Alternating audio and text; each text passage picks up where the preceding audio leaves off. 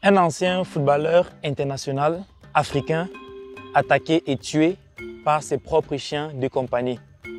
C'est l'information qui circule sur les réseaux sociaux depuis plusieurs jours et il y a associé à cette information une image et une vidéo. Dans l'image, on trouve bien la photo du footballeur international et à côté de ce footballeur international, on trouve l'image d'un chien. Apparemment, c'est ce chien, ou alors ça fait partie des chiens qui auraient tué leur maître. Bon, déjà avant de continuer, je vais juste préciser que le chien qui est sur cette photo, ce n'est pas le même chien que l'on retrouve dans la vidéo. Vous savez, avec le temps, il y a trop de fausses informations. Alors, est-ce que la vidéo est réelle? Oui, la vidéo est réelle. Mais est-ce que l'information est au top? Pas nécessairement. Est-ce que l'ancien footballeur international aurait été tué réellement par ses chiens? Oui, ça c'est une information probablement réelle. Mais il n'y a pas de lien direct, je ne pense pas, jusqu'à preuve du contraire. Il n'y a pas vraiment de lien direct entre le footballeur international et la vidéo qui circule. Il se pourrait que la vidéo qui circule est une ancienne vidéo. Après plusieurs informations récoltées, apparemment c'est ça. C'est une ancienne vidéo. Mais vous savez, aujourd'hui, pour des likes, pour des vues, les gens vont divulguer certaines informations et les fausses informations généralement circulent mieux par rapport aux vraies informations. Mais ce n'est pas ça qui m'interpelle aujourd'hui. C'est l'action et le comportement humain qui est intéressant aujourd'hui. Pourquoi? Parce que beaucoup de gens se posent la question, est-ce vraiment possible qu'un chien finisse par attaquer et tuer son maître? D'autres personnes se disent, mais est-ce que ce n'est pas parce que le monsieur était dans quelque chose de bizarre et ces chiens se sont retournés contre lui? Est-ce que ce n'est pas parce qu'on a nourri le chien avec de la nourriture fraîche, de la viande fraîche? Est-ce que le chien n'était pas affamé? Est-ce qu'il y a beaucoup de questions? Et avec le temps, beaucoup de gens se posent la question, mais ça veut donc dire que les chiens que j'ai chez moi, là, peut-être un jour, vont me faire la même chose? Pas nécessairement. Vous avez beaucoup posé des questions. J'ai reçu énormément de questions inbox et j'ai reçu cette vidéo-là énormément de fois. Et aujourd'hui, je vais quand même vous donner quelques points qui pourraient amener votre chien à se comporter comme ça. Parce que oui, même ton berger allemand, ton Rottweiler, ton Malinois, ton Caniche, ton Cane Corso, bref, la race de chien que tu as chez toi pour ta sécurité est capable de te faire ça. Il faudrait que j'attire ton attention. Pourquoi? Parce que beaucoup de gens adoptent ou achètent des chiens ou des chiots et se disent que ça va se passer comme chez les êtres humains. Qu'est-ce que je veux par là dire? Vous savez, aujourd'hui, vous pouvez, grâce aux réseaux sociaux, interagir avec vos enfants à distance. C'est-à-dire, un papa peut avoir son enfant, ton enfant peut naître dans un autre pays. Pendant que tu es dans un autre pays, l'enfant grandit, atteint ses 1 an, tu n'as toujours pas vu l'enfant.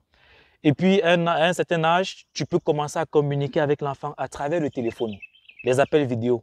Ça veut dire, aujourd'hui, il peut avoir interaction, il peut avoir socialisation à distance, sur les réseaux sociaux. Ça, c'est une capacité humaine. C'est possible.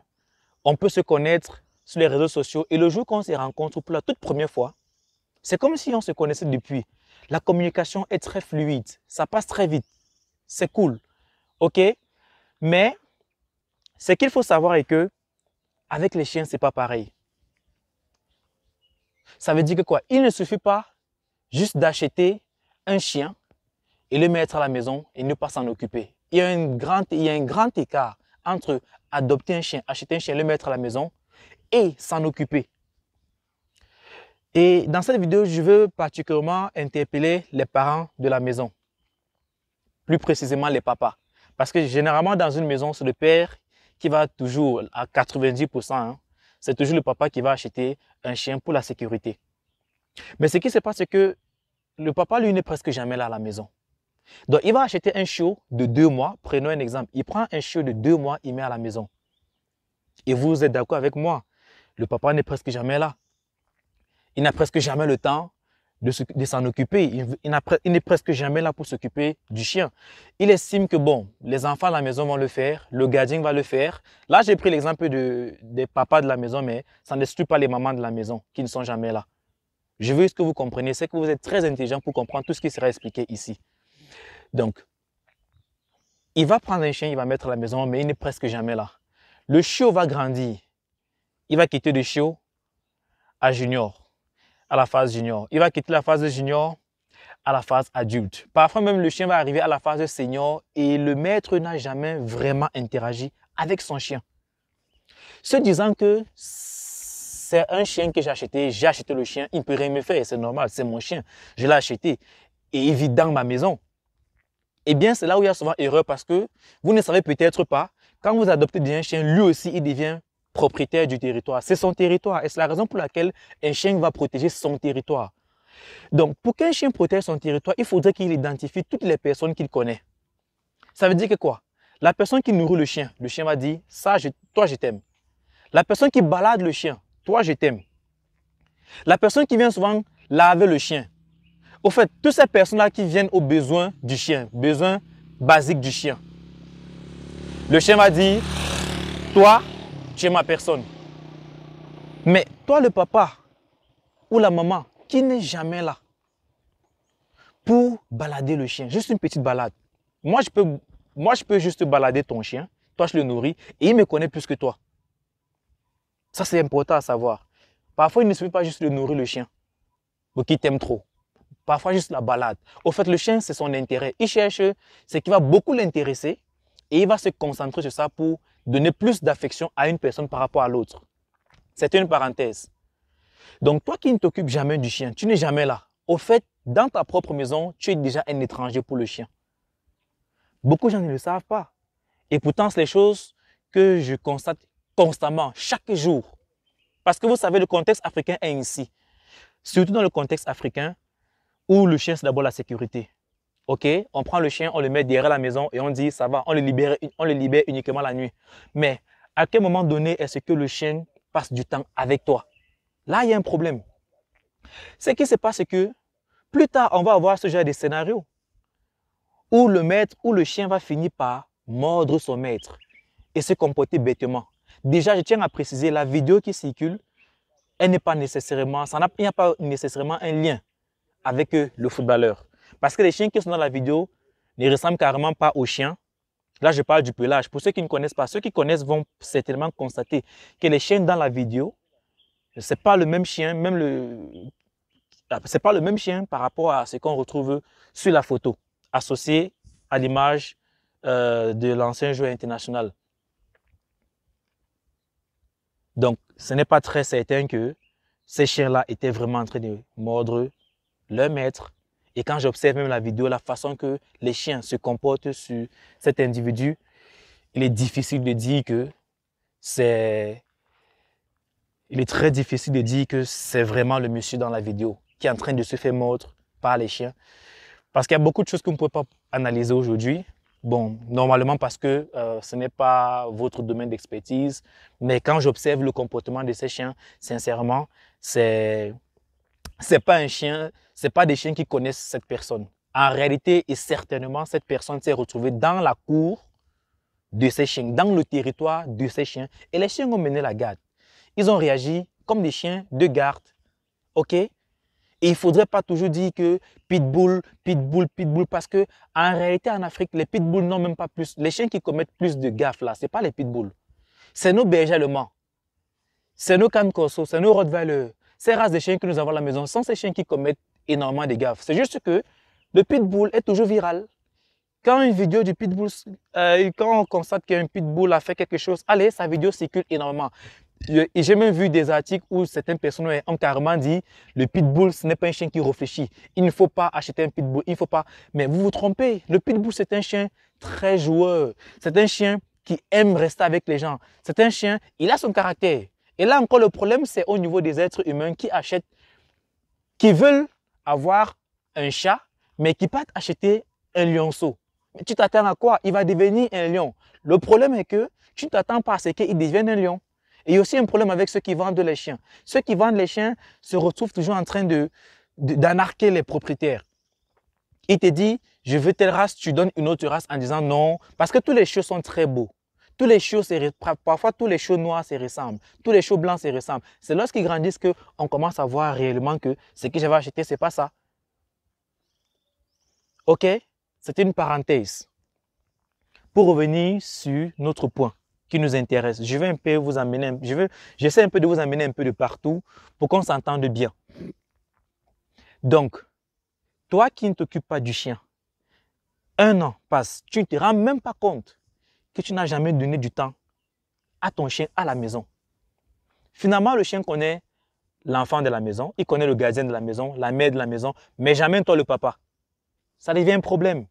Ça veut dire que le jour que tu vas te retrouver dans la nuit, dans la cour, dans le territoire du chien, il va se comporter sur toi comme un inconnu. Parce que le chien ne te connaît pas. Pour qu'un chien te connaisse, il doit interagir avec toi. C'est la seule chose. Un chien te connaît parce qu'il interagit avec toi. Parce que quand tu es là, il retrouve ses avantages. Quand tu es là, il sait qu'il va se balader et il aime se balader. Quand tu es là, il sait qu'il va manger parce que peut-être là où il est, on ne le nourrit pas assez bien. Ça, c'est très clair dans le cerveau du chien. Mais toi, tu n'es jamais là. Comment? Il faut t'y attendre. Attends-toi à ce que ton chien te morde. Donc, si toi, tu es en train d'écouter cette vidéo et tu n'as jamais pris la peine de balader ton chien, de nourrir ton chien, sache qu'il ne te connaît pas.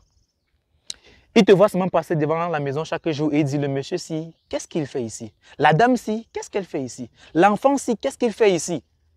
Oui, parce que même les enfants, vos enfants sont en danger dans votre propre maison avec les chiens que vous avez pris. Vous avez pris le chien, il était encore bébé, inoffensif, innocent, mais il a fini par grandir et il a grandi sans vous connaître, sans interagir avec vous. Vous comprenez pourquoi j'étais en train de dire au début, je prenais l'exemple de la communication, l'interaction que nous pouvons avoir sur les réseaux sociaux à distance. Et le jour qu'on se rencontre, c'est comme si on se connaissait. Avec le chien, ça ne marche pas. Le chien, ce n'est pas comme ça. Je ne peux pas causer avec, je ne peux pas éduquer un chien sur un téléphone. Là, je vous parle, mais je ne peux pas parler comme ça à un chien. Je ne peux pas dire à un chien assis, couché jusqu'à il m'entend. Non, on n'est pas en train d'interagir. Et c'est pour ça qu'il dit souvent, même moi-même, j'arrive chez vous, il faudrait que je respecte votre chien. Le chien n'est pas là pour savoir si je suis éducateur, canin, comportementaliste, dresseur de chien. Il ne connaît rien de tout ça là. Il ne me suit pas sur Facebook. Il ne connaît pas mon nom. Il ne sait pas qui je suis. Donc, si arrivé chez vous, je dois simplement respecter votre chien. Votre chien agressif, je dois le prendre progressivement. Je dois l'amener. Vous devez aussi parfois m'accompagner ou nous accompagner à résoudre vos problèmes à domicile pour éduquer vos chiens. Donc, si vous voulez éviter ce genre d'incident, commencez à vous occuper de vos chiens à partir d'aujourd'hui, à partir de maintenant. Certains d'entre vous êtes déjà des inconnus, présentement, comme je parle, dans vos propres maisons. Vos chiens ne vous connaissent pas. Et les chiens là, ils attendent seulement le jour qu'ils auront l'occasion de se retrouver dans la cour pour dire « Mais qu'est-ce que ce gars fait dans cette maison? Il me semble qu'il veut agresser mes maîtres. » Donc tu vis dans ta maison, mais tu ne sais pas ce que le chien pense. Le chien, lui, te voit comme un agresseur, comme un bandit, comme un voleur. Oui, c'est ce que le chien constate dans son cerveau. Toi, tu es en train de dire, c'est mon chien, je l'ai acheté. Il est dans ma maison, il n'est pas dans ta maison. Lui, le chien, il est dans son territoire. C'est ce que vous ne comprenez pas souvent. On essaie souvent d'expliquer ça, mais c'est un peu difficile. C'est comme ça qu'on peut avoir donc un chien qui finit par mordre son maître. Je ne suis pas en train de dire que dans la vidéo qui circule, c'est réellement le maître qui est en train de se faire mordre par le chien. Ce n'est pas ce que je suis en train de dire. La vidéo nous interpelle seulement. Ça nous rappelle juste certaines choses que nous devons appliquer afin d'éviter du désagréable, des incidents bizarres. Donc, j'espère que vous avez compris le message d'aujourd'hui. Faites très attention. Il y a une différence entre acheter un chien et s'en occuper. Si vous n'êtes jamais là à la maison, même chaque fois que vous êtes là, du moins, vous n'êtes presque jamais là, du matin au soir, de lundi à samedi, chaque dimanche, prenez la peine de partir au moins se laver le chien, balader le chien, nourrir le chien, juste ça. Le chien va vous connaître. Ils sont très fidèles. Mais si vous ne le faites jamais, il y a déjà un problème. Vous êtes déjà des inconnus pour le chien. Le chien considère que vous allez peut-être menacer leur maître. Vous allez peut-être voler et puis il veut protéger les territoires. J'ai tellement connu des histoires où un chien vivait, deux chiens qui vivaient dans une maison. Peut-être vous avez même connu cette histoire-là à Douala, au Cameroun. Ok, c'est un chien qui a presque tué un enfant en présence de sa maman.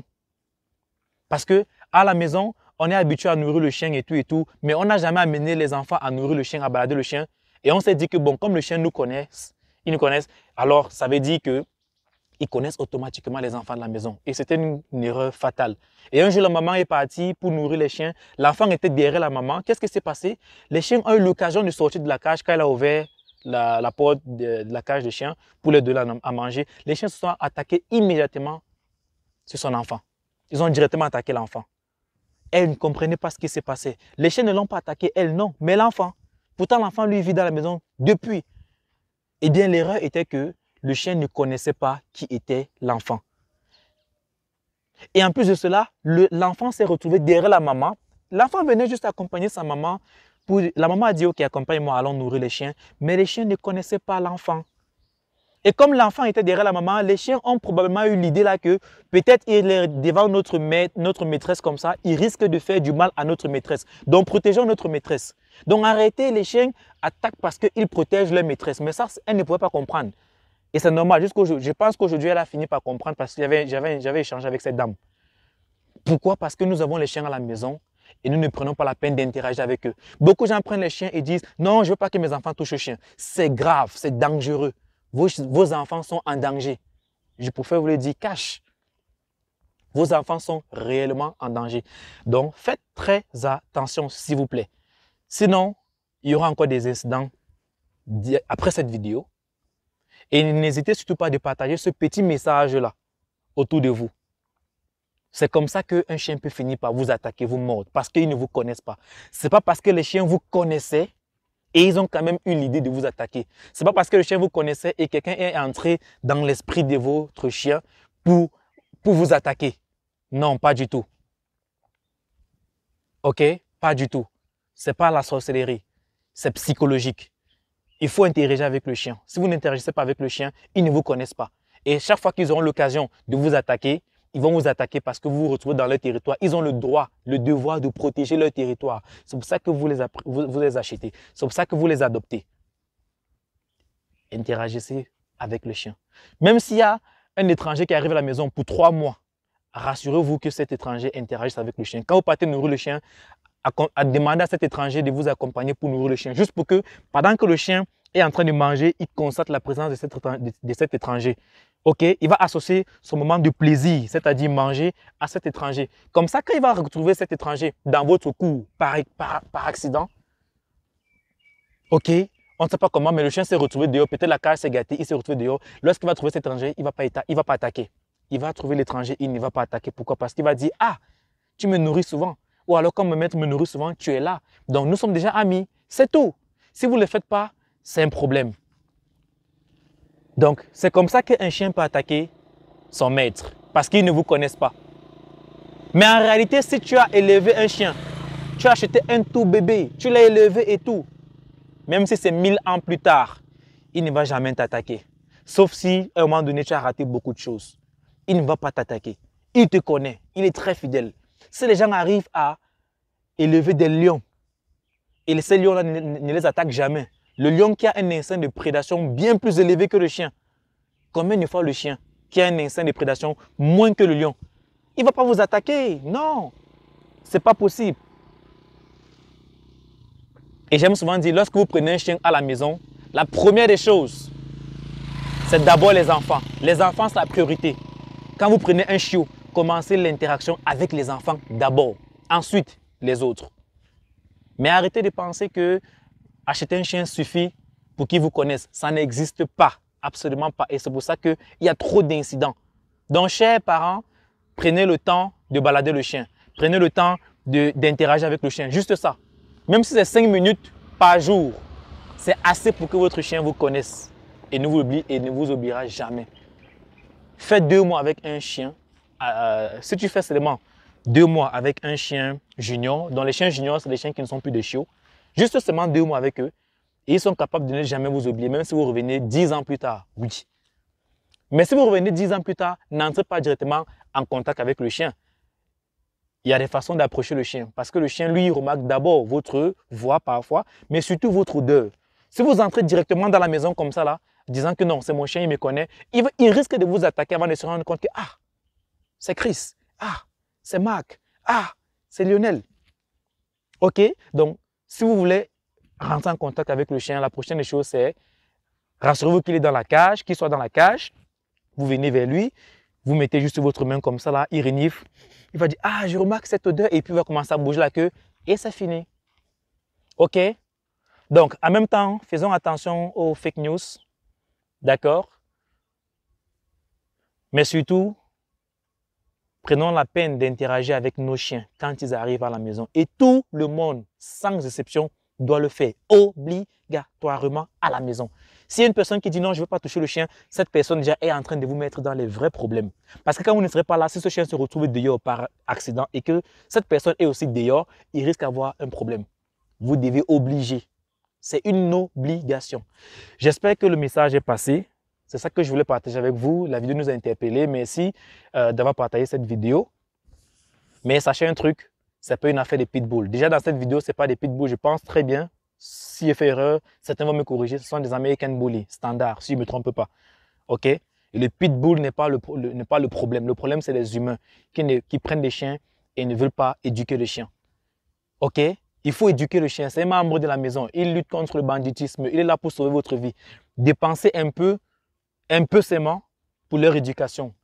Parce que la vie humaine est plus importante. Ça sert à quoi d'avoir un chien, ne pas vouloir éduquer le chien et après on perd un être humain? C'est quand même grave. Donc, faisons attention et on espère que s'il y a des choses ne va plus trop arriver.